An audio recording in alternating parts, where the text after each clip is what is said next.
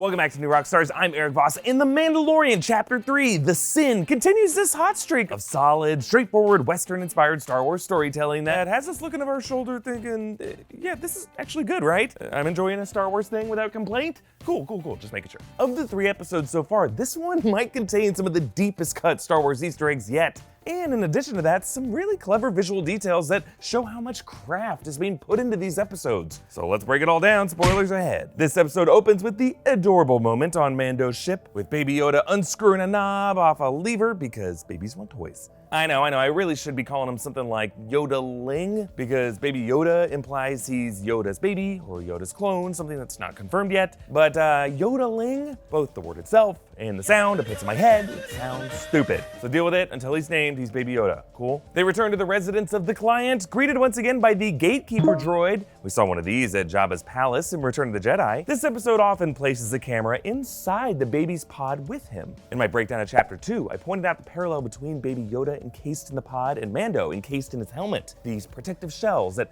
limit their views of the outside world. Mando hands off Baby Yoda to the client and Dr. Pershing, and Pershing's red scanner light reflects on Mando's helmet, as if he too is undergoing a kind of identity verification in this moment. What kind of man is he? Is the bounty worth giving up this innocent child? The container that the client stores the Beskar inside is an awesome Easter egg. This prop is from The Empire Strikes Back. It's carried by a random Cloud City resident named Wilro Hood as people fled the city. The prop is made from an ice cream maker, so fans over the years have loved this and called him Ice Cream Guy, and during production of The Mandalorian, Jon Favreau shared an Instagram post of it. I just love that it ended up playing a pretty big role here. Herzog opened it. The client is insulted when Mando asks what they're gonna do with the kid, pointing out that asking about the fate of the bounty is against guild code. This episode as a whole is very much about codes, ways, customs. Before, it was Kuil who would repeat his mantra, I have spoken.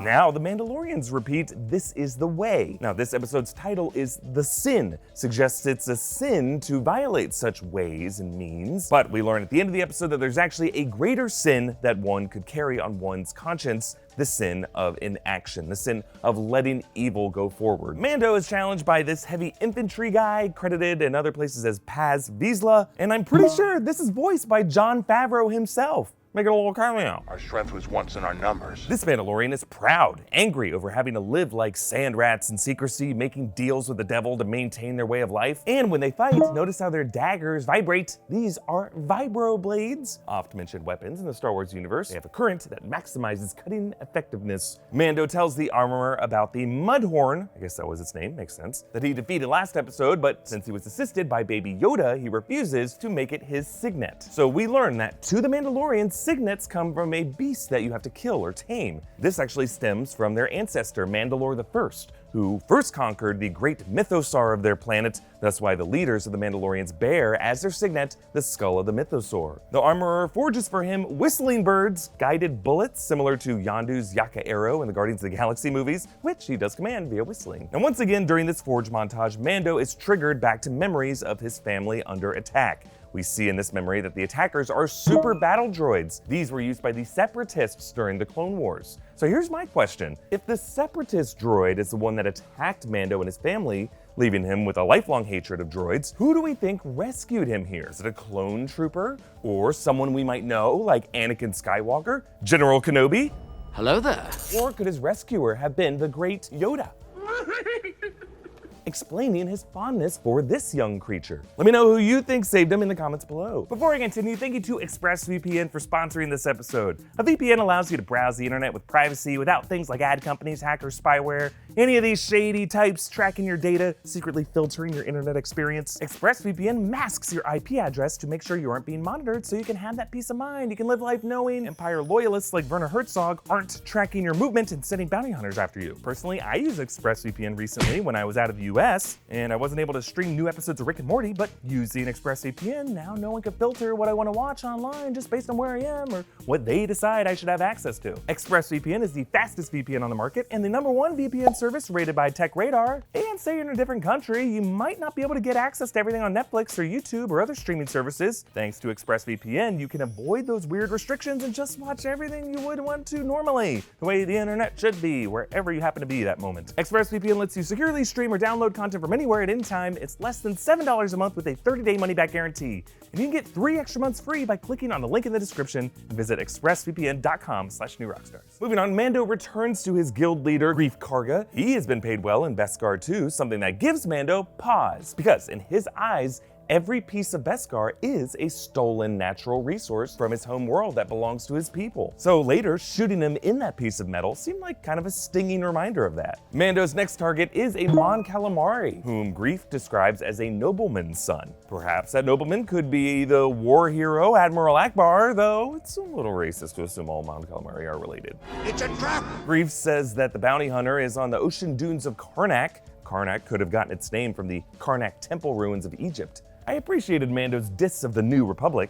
That's a joke. It's a sobering reminder that despite the apparent universe-wide celebration after the Battle of Endor, the efforts to restore democracy from the ashes of the Empire are fledgling at best. And barely a generation later, it's all gonna be replaced by an Empire doppelganger. Back on his ship, Mando finds the knob and he freezes. And you just gotta love a hero moment when the seemingly heartless guy goes still as he works up the nerve to go back and do the right thing. And now notice Mando's helmet reflects a green light, a contrast with the red light from before, green being the color of Jedi lightsabers, red the color of Sith lightsabers, red meaning stop this, and green now signaling go get him, or go ahead and stop and go ahead and leave. Green means go, so I know to go ahead and shut up about it. As he marches back into danger, the composer once again sneaks in a leitmotif to John Williams' Force theme.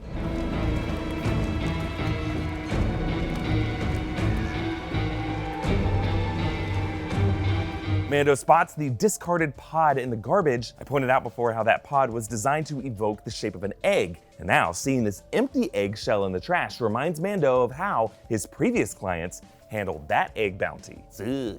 Greeted again by the gatekeeper droid, Mando rips off its head, just like how Baby Yoda removed the knob from the end of that lever. Inside, Mando finds Pershing with Baby Yoda and a classic ITO Imperial interrogator droid, just like the one Vader used on Leia on the Death Star. Now, it's not clear what procedure he was doing, but his patch does look like the same emblem of the Camino cloning facility in Attack of the Clones, so perhaps the aim is to attempt to clone this newly discovered member of Yoda's species, rather than this child being a clone of anything itself. Because think about it, the client wouldn't have cared if this kid died because all he needs is his DNA. And maybe that interrogator droid was here to supervise Pershing. Mando escapes with the kid and the other bounty hunters get notified, kind of like that moment in John Wick 2 when all the other assassins get notified to go after him. Greef drops another classic Star Wars nod. Because I'm your only hope. This is kind of thing is Obi-Wan Kenobi. Mando escapes by taking cover in an astromech droid-driven carriage that he passed earlier, forcing him to finally be escorted in a vehicle driven by an astromech droid.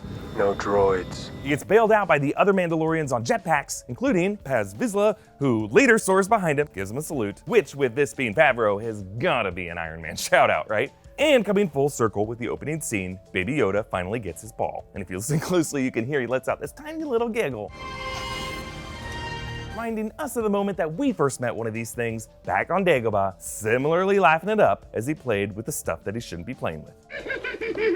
Comment down below with your thoughts on this episode. Follow me on Instagram and Twitter at EA Voss, and subscribe to our WikiLeaks podcast feed for all of our Star Wars analysis. Thanks for joining me. Bye.